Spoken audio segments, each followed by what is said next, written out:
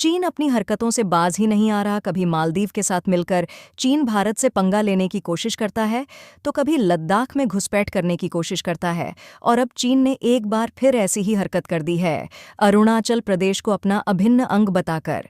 दरअसल चीन ने हाल ही में प्रधानमंत्री नरेंद्र मोदी की अरुणाचल प्रदेश यात्रा पर आपत्ति जताई थी। भारत ने इस आपत्ति को खारिज कर दिया था, लेकिन अब फिर चीन ने अरुणाचल प्रदेश को चीन का हिस्सा बता दिया है।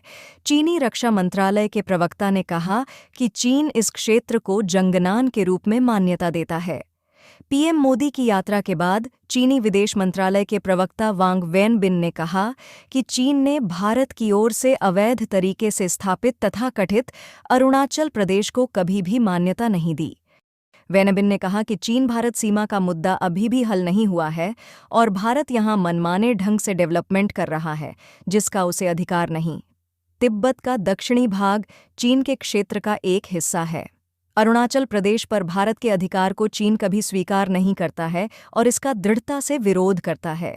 चीनी रक्षा मंत्रालय का यह बयान तब आया जब भारत की तरफ से सेला सुरंग के माध्यम से अरुणाचल प्रदेश में सैन्य गतिविधियां बढ़ाई जा रही हैं।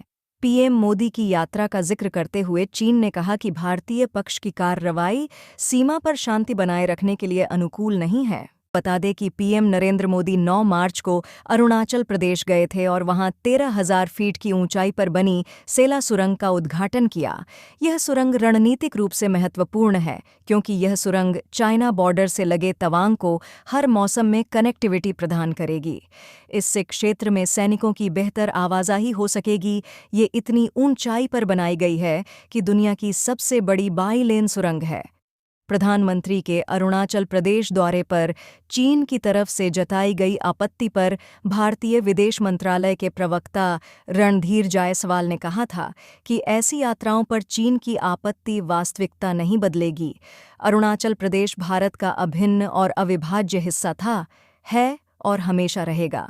अरुणाचल प्रदेश के मामले में पूरी दुनिया भारत के साथ खड़ी है। अमेरिका ने अब अरुणाचल प्रदेश को भारत का हिस्सा माना है। इसे लेकर चीन अमेरिका पर भड़क गया है। चीन के अखबार ग्लोबल टाइम्स ने इस मुद्दे पर जहर उगलते हुए भारत को सावधान रहने को कहा है।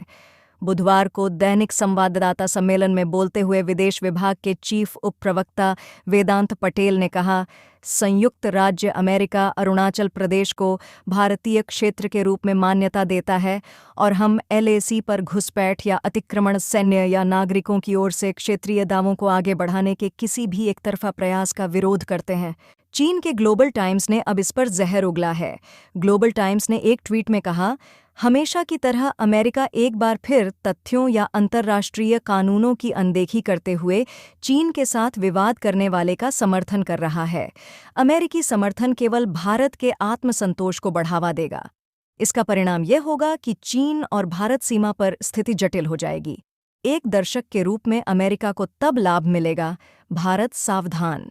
इस ट्वीट के जरिए ग्लोबल टाइम्स ये कहना चाहता है कि अमेरिका भारत और चीन के बीच संबंधों को मुश्किल बना रहा है।